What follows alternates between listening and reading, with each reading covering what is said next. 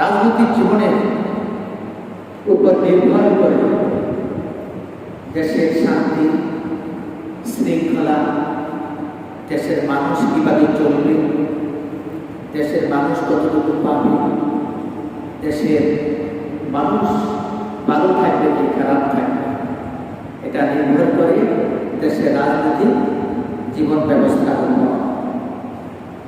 এই কথাটা কি আপনারা কেউ অস্বীকার করবেন? দেশের শান্তি, উন্নতি, অগ্রগতি, এটার জন্য প্রয়োজন ভালো লাগা, ভালো শাসন আর সুন্দর রাজনীতি। দেশের শান্তি, উন্নতি, অগ্রগতি, এগুলোর জন্য কি প্রয়োজন? এগুলোর জন্য প্রয়োজন ভালো শাসক, রাষ্ট্রের ভালো শাসক আর ভালো রাজনীতি। কি বলেন? অবিশ্বাস হয়? আমরা বাংলাদেশের ইতিহাসের 52 বছর দেখেছি, দেখি নাই? কখনো দেখেছি গণতন্ত্রের বিশাল চেহারা, কখনো দেখেছি জাতীয়তাবাদের বিশাল চিত্র, কখনো দেখেছি ধর্ম নিরপেক্ষতাবাদের আড়ালে ধর্মহীনতার চক্রান্ত। সমাজতন্ত্র তো পৃথিবী থেকে বহু আগেই বিদায় নিয়েছে। গাল ভরা ভূমি মানুষের অধিকারের কথা বলে যখন আমাদের দেশের মাটিতে গণতন্ত্র আসলো, মানুষ ভাবছে এবারে হয়তো ভাগ্যের পরিবর্তন করবে। ভাবে নাই? ভেবেছে। আব্রাহাম লিঙ্কন আমাদেরকে দিয়েছে গণতন্ত্র, আর কার্ল মার্কস দিয়েছে আমাদেরকে সমাজতন্ত্র। পুঁজিবাদী অর্থনীতির জাতাকলে দেশের মানুষ অর্থনৈতিকভাবে উন্নত হয়েছে। সমাজতন্ত্রের স্লোগান কেউ খাবে না, তা হবে না, তা হবে না, এগুলি দিয়ে সমাজতন্ত্র কিছুই করতে পারেনি পৃথিবীতে। মানুষ সমাজতন্ত্রের এই নীতিকে মুচড়িয়ে ডাস্টবিনে ফেলে দিয়েছে। আর গণতন্ত্রের প্র্যাকটিস বাংলাদেশে দীর্ঘ 50 বছর আমরা অবলম্বন করেছি। এদেশের মানুষ এই গণতন্ত্রের কারিকুলামের পদ্ধতিতে কতটুকু শান্তিতে ছিল, কতটুকু সুফল পেয়েছে, এটা এদেশের যুবক তরুণরা যাদের বয়স 20 থেকে 25-এর কাঠ ভাড়ায় তারাও দেখেছে, আর যাদের বয়স 40 থেকে 50-এর কাঠ ভাড়ায় তারাও দেখেছে। যারা এখন যাদের বয়স 14-15 বছর বা 16 বছর ভোটার হতে পারেনি, তারাও এই বয়সে গণতন্ত্রের অনেক চেহারা দেখেছে। বাংলাদেশের জনগণ গণতন্ত্রের চেহারা দেখে কখনো বাক্সারে মুখ ধারণ করে, আর কখনো স্বৈরাচারে রাখতে দিতে। কি বলেন প্রিয় ভাইরা? তাহলে মোটামুটি 1500 বছর আগে ইসলাম যে জীবন ব্যবস্থা দিয়েছে, রাসূলের যুগে রাসূল মদিনায় ইসলামী রাষ্ট্র ব্যবস্থা চালু করে যে একটি সমাজ এবং রাষ্ট্র ব্যবস্থা পৃথিবীর মানুষের জন্য রেখে গেছিলেন, সময়ের চাঁদা করে শয়তানের অনুসরণের কারণে এ পৃথিবীর মানুষ সব পথ থেকে, রাজনীতির সুন্দর সুফলের পথ থেকে, সুন্দর পদ্ধতি থেকে, লোভের কারণে, ক্ষমতার মোহের কারণে, কখনো জালিমের চেহারা প্রদর্শন করার নিমিত্তে ইসলামের আদর্শ থেকে সরে এসেছে। কিন্তু যেখানে খবর নেন পৃথিবীর ইতিহাসে খেলাফত রাষ্ট্র ব্যবস্থা কথা ইতিহাস পড়ুন, যেখানে খেলাফত রাষ্ট্র ব্যবস্থা প্রতিষ্ঠিত ছিল, সেখানে রাজারা রাতের বেলায় মানুষের ঘর পাহারা দিয়েছে, শাসক গোষ্ঠীর লোকেরা মানুষের জানমাল পাহারা দিয়েছে, মানুষ নীরবে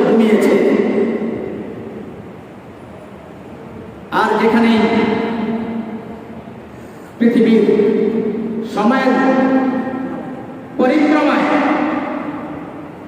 সময়ের পরিক্রমায় যেখানে আলাদা বাদশারা দেশের শাসক গোষ্ঠী নীরবে ঘুমিয়েছে এসি রোডে, সেখানে দেশের জনগণ ঘুমাতে পারেনি। তাদের ইজ্জতের নিরাপত্তা ছিল না, তাদের জানমালের নিরাপত্তা ছিল না, তাদের জীবনের নিরাপত্তা ছিল না। শ্বশুরার জন্মের কারণে মানুষ ঘর ছাড়া ছিল, বাড়ি ছাড়া ছিল। শুধু বাংলাদেশ নয়, সারা পৃথিবী খুঁজে দেখবেন যেখানে শাসক গোষ্ঠী নীরবে ঘুমিয়েছে, এসি রুমে ঘুমিয়েছে, সেখানে দেশের জনগণ শান্তিতে থাকতে পারেনি। খলিফাতুল মুসলিমিন হযরত ফারুক আযম রাদিয়াল্লাহু তাআলা তিনি খেলাফতের রাষ্ট্রের প্রেসিডেন্টের দায়িত্ব নেওয়ার পর তিনি চিন্তায় ঘুমাতে পারেন। একবেলা খেলে আরেক বেলা খাবারের তার কথা মনেও থাকে না, টেনশন। আল্লাহ রাসূলের সাহাবীরা জিজ্ঞেস করলো, খলিফাতুল মুসলিমিন, আমিরুল মুমিনিন, কি হয়েছে আপনার? আপনি যে খাবার দাবার ছেড়ে দিয়েছেন, চিন্তা রেখা আপনার কপাল থেকে যায় না, কারণটা কি? খলিফাতুল মুসলিমিন এভাবে ঘোষণা দিয়েছেন, ও আল্লাহ রাসূলের সাহাবীরা, তোমরা এই কথা জেনে রাখো, যেদিন থেকে খেলাফত রাষ্ট্র ব্যবস্থার দায়িত্ব করে কাজে তুলে দিয়েছ, সেদিন ওমর খাইতে পারে না, রাতে ঘুমাতে পারে না। ওমর ভয় পায় তোমার দিদিটাকে। মদিনার মরুর দূর প্রান্তে যদি একটি কুকুর না খেয়ে মারা যায় হাসরের ময়দানে, এই রাষ্ট্রের দায়িত্বশীল ব্যক্তি হিসাবে, প্রেসিডেন্ট হিসাবে, আমিরুল মুমিনিন হিসাবে হাসরের ময়দানে রব্বুল আলামিনের কাঠগড়ায় আমি উমরকে দাঁড় করাবে, জিজ্ঞেস করবে, তোমার এই শাসনামলে এই এলাকায়, তোমার রাজত্বের এই এলাকায় কুকুর না খেয়ে মরলো কেন? তুমি তো কুকুরের খলিফা, তুমি তো এই জনপদের সকল পশু পাখি মানুষের দায়িত্বশীল ছিলে, এই কুকুরটা না খেয়ে মারা গেল কেন? এই ভয়ে আমি ঘুমাতে পারি না। সুতরাং যদি সত্য এবং সুন্দরের আনুগত্য করতে চান, যদি সত্য এবং সুন্দরের অনুসরণ করতে চান, তাহলে ফিরে যেতে হবে রাসূল সাল্লাল্লাহু আলাইহি ওয়াসাল্লাম যে আদর্শ দিয়েছেন সে আদর্শের দিকে। এটা ছাড়া উপায় নেই। দুনিয়াতেও এটা ছাড়া শান্তি আসবে না, পরকালেও মুক্তি পাবেন না, পরকালেও মুক্তি পাবেন না, জবাবদিহি করতে পারবেন। আপনার ভোটে যদি একটা লম্পট নির্বাচিত হয়, আপনার ভোটে যদি একটা জালিম নির্বাচিত হয়, আপনার সমর্থনের কারণে যদি একটা ইসলাম ভিত্তিক লোক সংসদে যায়, যে কোরআনের বিরুদ্ধে কথা বলবে, ইমানের বিরুদ্ধে কথা বলবে, ইসলামের বিরুদ্ধে কথা বলবে, তার মানে কি?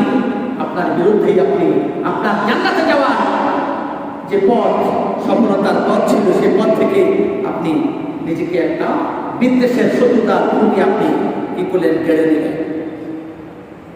এই জন্য রাষ্ট্র গঠনের প্রক্রিয়ায় রাষ্ট্রের জনগণ হিসাবে আপনাকে ভাবতে হবে। ভোট আপনার কাছে একটা আমানত, ভোট আপনার কাছে একটা ইবাদত। এই ভোট যদি আপনি জাহান্নামীদের কাছে, অনুসারীদের কাছে দেন, তাহলে আপনি জাহান্নামের অনুসারী হলেন।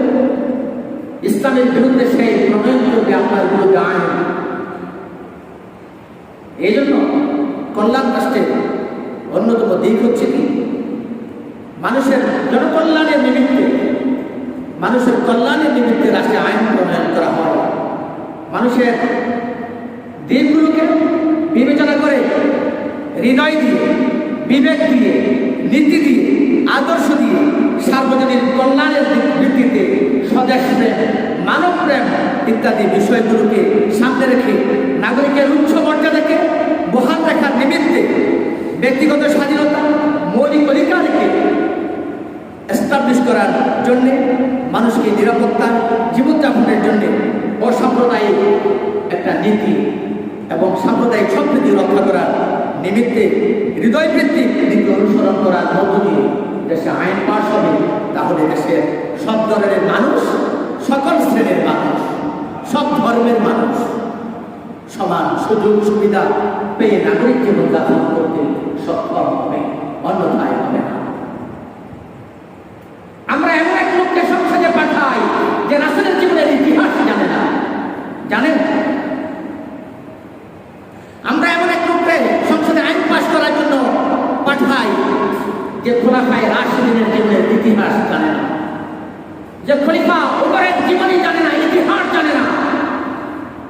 আমরা এমন এক লোককে সংসদে পাঠাই যে নবী করিম সাল্লাল্লাহু আলাইহি ওয়াসাল্লামের পররাষ্ট্রনীতি কেমন ছিল, যে নবী করিম সাল্লাল্লাহু আলাইহি ওয়াসাল্লামের স্বরাষ্ট্রনীতি কেমন ছিল, নবী করিম সাল্লাল্লাহু আলাইহি ওয়াসাল্লামের অন্য ধর্মের লোকদের প্রতি তার আচরণ কেমন ছিল, এই জিনিসগুলো যারা জানে না এমন লোককে আমরা সংসদে পাঠাই। সুতরাং আপনি কি জানেন আপনি কার সমর্থনে কাজ করেন? সবচেয়ে খোদাগির লোকটাকে যদি সংসদে পাঠানো যায় তাহলে এটুকু অন্তত আশা করানো যায়, আশা করা যায় যে অন্তত ইসলামের সপক্ষে কোনো আইন পাস না হলেও ইসলাম বিরোধী আইন পাস হবে, এটুকু তো আশা করা যায়। কি বলেন? সুতরাং যারাই ভবিষ্যতে গণতন্ত্রের গুলি নিয়ে আপনাদের সামনে আসবে তাদেরকে বলে দেবেন সুন্দরভাবে যে আমরা আল্লাহ রাসূলের উম্মত, আমরা ইসলাম ধর্মের অনুসারী, আমরা নবী করিম সাল্লাল্লাহু আলাইহি সাল্লামের উম্মত হিসেবে পৃথিবীতে দাবি করি। সুতরাং আমরা ইসলামের সপক্ষের শক্তিকে আমরা সংসদে নিয়ে যেতে চাই। আমরা গণতন্ত্রের চেহারা দেখেছি, কার্ল মার্ক্সের সমাজতন্ত্রের চরিত্র দেখেছি, ধর্ম নিরপেক্ষতার আড়ালে ধর্মের বিরুদ্ধে চক্রান্তের কথাও আমরা জানি। সুতরাং আমরা আর সেদিকে আগাতে চাই না। যদি এই ধরনের সেন্টিমেন্ট আপনি তৈরি করতে না পারেন তাহলে আপনার ইমানটাও বিকল হয়ে যেতে পারে, কেননা আপনি তো নিজেকে মুসলিম হিসাবে দাবি করেন। এই জন্য ইসলামের রাজনৈতিক জীবনটা অত্যন্ত গুরুত্বপূর্ণ একটা বিষয়। ইসলামের রাজনৈতিক জীবনের মধ্য দিয়ে রাষ্ট্রের কলাকৌশল কিভাবে তৈরি হবে সেগুলো চিন্তা করা হয়। এই জন্য আমাদের উচিত আমাদের সংবিধানের আমূল পরিবর্তন ঘটানো, সংবিধানের সাধারণ জনতার আনন্দময় সহজ জীবন, ব্যক্তি স্বাধীনতা, সার্বজনীন কল্যাণ, মনস্তাত্ত্বিক উন্নয়ন, নাগরিকদের সম্মান এবং নিরাপত্তা এবং রাষ্ট্রের আইন বিভাগকে স্বাধীন করে সুন্দর সুশাসন এবং সুন্দর সুবিচার ব্যবস্থার মাধ্যমে যদি আমরা রাষ্ট্রের পুনর্গঠনের কাজে আগাতে না পারি তাহলে আমাদের ভবিষ্যৎ আরো অন্ধকার। প্রিয় ভাইরা, যদি মানবতার কল্যাণ চান তাই মানব জীবনের কল্যাণের নিমিত্তে কাজ করতে হবে। জাহিলিয়াতের মতো অন্ধকারের জীবন থেকে মুক্তি দিয়েছিল মানুষের শুধু ইসলাম। ইসলাম ছাড়া মানবতার মুক্তি আসে না। সে জাহিলিয়াত যদি এখন পৃথিবীতে থাকতো তাহলে মানুষকে গোলাম বানিয়ে ছাড়তো না। কিন্তু আমরা এখন দেখেছি আমরা জালিমের গোলামি করি, আমরা জালিমের গোলামি করি, আমরা স্বৈরতন্ত্রের গোলামি করি, স্বৈরাচারের গোলামি করি।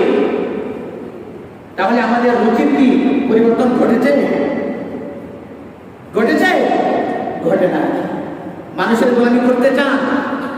কথা বলেন, মানুষের গোলামি করতে চান? কেউ কথা বলে না। বোঝা যায় মানুষের গোলামি করতে রাজি আছে। বিগত 50 বছর বাংলাদেশের ইতিহাসে মানুষের গোলামি করেছে, আরো করবেন। তো বুক ফাটা চিৎকার দিয়ে বলতে পারেন যে আমরা মানুষের গোলামি করতে চাই না, কেউ তো বললেন না। বোঝা যায় রুচির পরিবর্তন ঘটে। রুচির সেন্টিমেন্টের পরিবর্তন করেন, রুচির পরিবর্তন করেন। যে মানুষের গোলামি করবেন, গণতন্ত্রের নামে শোষণের গোলামি করবেন। এই জন্য রুচির পরিবর্তন ঘটাতে হবে। আপনার বাপদাদা চন্দ্রমূর্তি কোন রাজনীতির আদর্শের অধিকারী ছিলেন সেটা বিবেচ্য বিষয় নয়। আপনার বাপদাদার চন্দ্রমূর্তিকে কোন রাজনীতি করে জান্নাত পেয়েছেন কি জাহান্নাম পেয়েছেন এটা ওনার হিসাব আলাদা, সুতরাং আগামী দিনগুলোতে যাতে মানব কল্যাণের নিমিত্তে, জনকল্যাণের নিমিত্তে সরকার এবং রাষ্ট্র গঠন করা যায়, স্বৈর শাসনের পরিবর্তে একটা স্বাভাবিক শাসন ব্যবস্থা যাতে বাংলাদেশে আসে, সেটার জন্য আমাদেরকে কি করা দরকার? কাজ করা দরকার। মানবতার মুক্তি দেওয়ার জন্য আমাদেরকে কাজ করতে হবে। প্রিয় ভাইয়েরা, আসুন যে বিষয়গুলো চিন্তা করা দরকার। এই জন্যে আমাদের উচিত, যদি আমরা সুন্দর সমৃদ্ধ বাংলাদেশ গড়ে তুলতে চাই, আমরা কি আমাদের দেশকে ভালোবাসি? তিনজনে ভালোবাসি। আমরা আমাদের দেশকে ভালোবাসি? যদি আমরা আমাদের দেশকে ভালোবাসি এ কথা দাবিদার করি, তাহলে আমাদের রাষ্ট্রের সংবিধানের অনেকগুলো সংস্কার পরিবর্তন আনতে হবে। আইন বিভাগ, শাসন বিভাগ এবং বিচার বিভাগকে সার্বভৌমত্বভাবে পৃথকীকরণ করতে হবে। কোন সরকারের চাঁদাকলে রেখে করা যাবে না। আর বিচারক নিয়োগ দিতে হবে যারা আল্লাহকে ভয় করে, আখিরাতকে ভয় করে এবং জাহান্নামের ফেরেশতাদেরকে ভয় করে, আখিরাতে আযাবের ভয় করে। অন্তত এই ধরনের বিচারক নিয়োগ দিতে হবে। মিনিমাম অন্তত মুসল্লি নামাজ পড়ে, যে নামাজ পড়ে না আল্লাহর কসম সে আল্লাহকে ভয় করে না। যে ব্যক্তি নামাজ পড়ে না আল্লাহর কসম সে আল্লাহকে ভয় করে না। যে নামাজ পড়ে না আল্লাহর কসম সে মানুষকে ভয় করলেও সে আল্লাহকে ভয় করে। আল্লাহর কসম যে নামাজ পড়ে না সে আল্লাহকে ভয় করে না। সুতরাং যাকে দায়িত্ব দিবেন অন্তত নামাজি লোককে দায়িত্ব দেওয়ার চেষ্টা করুন। নামাজি ব্যক্তি আদায় করে যে আল্লাহকে মিনিমাম ভয় করে। এজন্য প্রতিটি বিভাগকে জবাবদিহিতার মধ্যে আনার ব্যবস্থা করতে হবে। অর্থ বিভাগ, পররাষ্ট্র বিভাগ, স্বরাষ্ট্র বিভাগ, অর্থনীতি বিভাগ সকল রাষ্ট্রে কি 1 কোটি টাকার প্রজেক্ট নিয়ে 1000 কোটি টাকার ব্যবস্থা, মেগা মেগা প্রজেক্ট নিয়ে আর মেগা মেগা দুর্নীতি করে। এই জন্য জবাবদিহিতা নিশ্চিত করতে হবে। টাকা গেলে কোথায়? আমার জমানো টাকা, টাকা তুলতে গেলে ব্যাংকে করে টাকা নিয়ে দেওয়া যাবে না। স্যার এত টাকা নেই, অথচ আমার অ্যাকাউন্টে টাকা আমাকে দেখায় ব্যালেন্স আছে এত টাকা, কিন্তু টাকা দেয় না। এরকম পরিস্থিতির শিকার হবে আপনারা? হয়েছে? টাকা গেল কোথায়? পাবলিকের টাকা কে খেয়েছে? এই চোরেরা কোথায় এখন? সুতরাং এদেরকে জবাবদিহি নিশ্চিত করতে হবে। একটা কর্মচারীর জবাবদিহিতা যদি নিশ্চিত করা না যায় তাহলে ওই দোকান লুট হয়ে যায়। কোন ব্যবসা প্রতিষ্ঠানে কোন কর্মচারীর জবাবদিহিতা যদি নিশ্চিত করা না যায় তাহলে দোকানের ব্যবসা বাণিজ্য লুট, সে খেয়ে ফেলে, মালিকের হিসাব দেয় না। সকল বিভাগে, বিচার বিভাগ বলেন, সকল বিভাগে জবাবদিহিতা নিশ্চিত করতে হবে। সরকারের প্রতি অনাস্থার স্বাক্ষর এবং অনলাইন গণভোটের প্ল্যাটফর্ম তৈরি করতে হবে। গণভোটের ব্যবস্থা করতে হবে। বাংলাদেশের সংবিধান থেকে গণভোটের ব্যবস্থা তুলে দেওয়া হয়েছে, যে মানুষের সাধারণ মানুষকে একটা মত দিবে হ্যাঁ অথবা না। আমরা এই ব্যবস্থা চাই অথবা চাই না। জনগণের মত সরাসরি যাচাইয়ের জন্য একটা ব্যবস্থা, সেটা হলো কি সরবরাহ, সেটাও কিন্তু বাংলাদেশের সংবিধান থেকে তুলে দেওয়া হয়েছে। সুতরাং এদেশের নাগরিক আপনারা প্রাপ্তবয়স্ক, আপনারা আমাদের ভোটাধিকারের কি আছে? ক্ষমতা আছে, মত প্রকাশের ক্ষমতা আছে। আপনারা নাই? ইসলাম মানুষের কনসেন্টকে প্রাধান্য দেয়।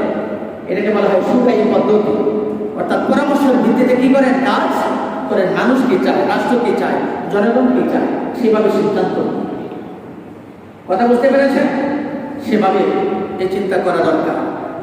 মানসিকতা, ধর্ম, কর্ম উদ্দেশ্য বিচার করে সংসদ সদস্য নির্বাচন করার যে একটা শর্ত, এগুলোকে প্রাধান্য দেওয়া দরকার। যার মোটা টাকা আছে, বেশি টাকা আছে, এই ধরনের লোক নয়, বরং উচ্চ শিক্ষিত, মর্যাদাপূর্ণ, ভদ্র, ইমানদার, আল্লাহকে ভয় করে এমন লোককে সংসদে পাঠানো উচিত, যার বিবেক খরচ করে মানুষের কল্যাণে তিনি কথা বলতে পারেন এবং কাজ করার সামর্থ্য আছে। মোটা টাকার অধিকারী হয়ে ব্যক্তিকে প্রাধান্য দেওয়া উচিত না। সন্ত্রাসী রাজনীতি, রক্তাটা রাজনীতি ইত্যাদি রূপকার যারা, অনুসারী যারা, তাদেরকে বয়কট করা দরকার। এই জন্য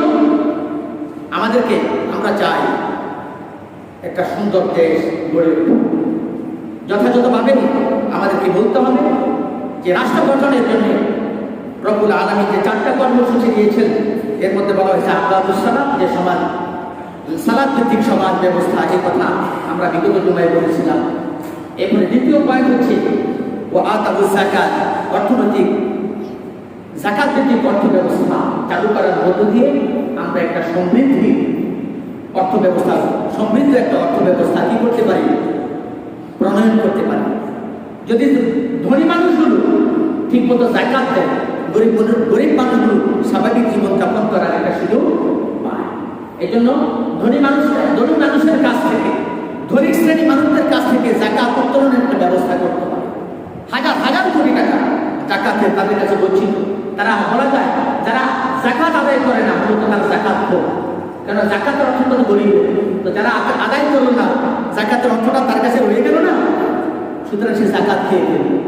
সেই গরিবের সম্পদে গরিবের অর্থ লুট করে সে করবে। এগুলোকে যদি নিশ্চিত করা না যায় তাহলে দেশের অর্থনীতি বিভাগকে সুন্দর করা যাবে না, স্বাভাবিক করা যাবে না। এই জন্য আমাদেরকে কাজ করতে হবে। আরো দুইটা পয়েন্ট আছে, ইনশাআল্লাহ আমি সময় করবো। ওয়া আখিরু দাওয়ানা আলহামদুলিল্লাহি রাব্বিল আলামিন। আসসালামু আলাইকুম ওয়া রাহমাতুল্লাহ।